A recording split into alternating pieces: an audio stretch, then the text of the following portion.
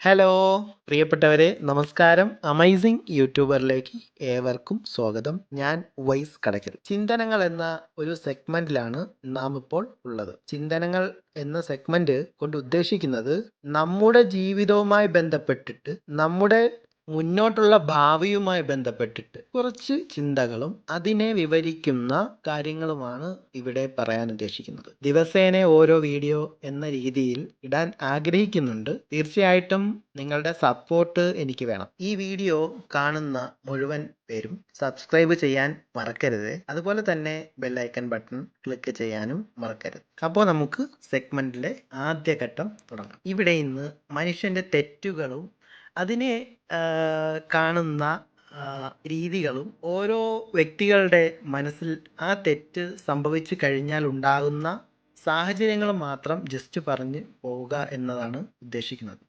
നാം എന്ന് പറയുന്നത് മനുഷ്യനാണ്. തെറ്റുകൾ സംഭവിക്കും, അത് തീർച്ചയായിട്ടും സംഭവിക്കും. കാരണം അത് മനുഷ്യ സഹജം തന്നെയാണ്. എത്രയൊക്കെ സൂക്ഷ്മതകൾ നമ്മൾ പുലർത്തിയാലും ചിലപ്പോൾ തെറ്റ് സംഭവിച്ചു എന്ന് തന്നെ വരും. ഔചിത്യബോധമുള്ള ചിലരുണ്ട്. ആ തെറ്റിൽ നിന്നും പാഠം ഉൾക്കൊണ്ട് പിന്നീട് ഒരിക്കലും അത് ആവർത്തിക്കാതിരിക്കാൻ ശ്രമിക്കുന്നവർ. ശരിയാണ്, നല്ലൊരു ക്വാളിറ്റിയാണിത്. തെറ്റ് സംഭവിച്ചു, ആ സംഭവിച്ച തെറ്റിൽ നിന്നും പാഠം ഉൾക്കൊള്ളും. ഞാൻ ഇങ്ങനെ ചെയ്തത് കൊണ്ടാണ് എനിക്ക് ഇങ്ങനെ ഒരു സംഭവം ഉണ്ടായത്, അതുകൊണ്ട് ഇനി ഞാനത് ചെയ്യില്ല, അത് ചെയ്യാതിരിക്കാൻ എന്ത് ചെയ്യും, ഞാൻ ശ്രമിക്കും എന്ന് വിശ്വസിച്ച് മുന്നോട്ട് പോകുന്ന കുറച്ച് വ്യക്തികൾ. എന്നാൽ ചിലരാകട്ടെ, ഒരു തെറ്റ് സംഭവിച്ചു പോയാൽ ഞാൻ വലിയൊരു പാപിയാണ് എന്ന കുറ്റബോധത്തിൽ പിന്നീടുള്ള ജീവിതം നരകതുല്യമാക്കും. അത് വലിയൊരു കുഴപ്പത്തിലേക്ക് എത്തിപ്പെടുന്ന ഒരു സാഹചര്യമാണ്. മാനസികമായി തന്നെ തളർന്നു പോകുന്ന ഒരു കാര്യമാണത്. മാനസികമായി തകർന്നു പോയി കഴിഞ്ഞാൽ ഒരു വ്യക്തിയെ പിന്നെ കൊണ്ടുവരാൻ വലിയ പാടാണ്. ശാരീരികമായിട്ട് നമുക്ക് എന്ത് വേദന സഹിക്കാൻ പറ്റുമോ അത്രയും വേദന നമുക്ക് സഹിക്കാം. പക്ഷേ മാനസികമായിട്ട് അല്ലെങ്കിൽ മനസ്സിൽ ഒരു വേദന സംഭവിച്ചു കഴിഞ്ഞാൽ ഒരിക്കലും നമുക്കത് മറക്കാൻ കഴിയില്ല. ആ വേദന ഒരിക്കലും നമ്മുടെ മനസ്സിൽ നിന്നും പോകില്ല. അവസാനം അത് നീറി വലിയൊരു കുഴപ്പങ്ങളിലേക്ക് എത്തിപ്പെടും. അതാണ് പറഞ്ഞത്, നരക തുല്യമാകും. നമ്മുടെ ജീവിതം നരക തുല്യമായി പോകും. അങ്ങനെ ഒരു തെറ്റ് സംഭവിച്ചല്ലോ, ഇനി എനിക്ക് എന്താ ചെയ്യാൻ കഴിയുക, ഞാൻ അങ്ങനെ ചെയ്തു പോയല്ലോ എന്ന് പറഞ്ഞ് വിഷമിച്ചിട്ട് ജീവിതം വെറുതെ നശിപ്പിച്ച് കളയുന്ന ഒരു കൂട്ടർ. പിന്നെ ചിലരുണ്ട് കേട്ടോ, അവർക്ക് യാതൊരു കുറ്റബോധവും കാണൂല.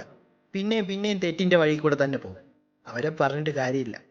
നാം എത്രയൊക്കെ അവരോട് ഉപദേശം ചെയ്താലും, നാം അവരോട് എത്രയൊക്കെ സ്നേഹത്തോടെ അടുത്ത് നിർത്തി സംസാരിച്ച് അവരെ നേർവഴിയിലേക്ക് കൊണ്ടുവരാൻ ശ്രമിച്ചാലും നടക്കൂല. അങ്ങനെയുള്ള കൂട്ടരാണത്.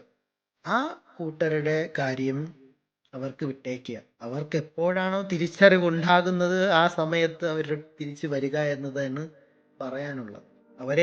അവരോട് എത്ര നമ്മൾ എന്തൊക്കെ പറഞ്ഞാലും, ആ തെറ്റ് ചെയ്യരുത് എന്ന് പറഞ്ഞാലും അവരത് ചെയ്യും. ഒരു കുറ്റബോധവും കാണില്ല. പിന്നെയും ആ തെറ്റിന്റെ വഴികളിലൂടെ തന്നെ എന്ത് ചെയ്യും, സഞ്ചരിച്ചു കൊണ്ടിരിക്കും.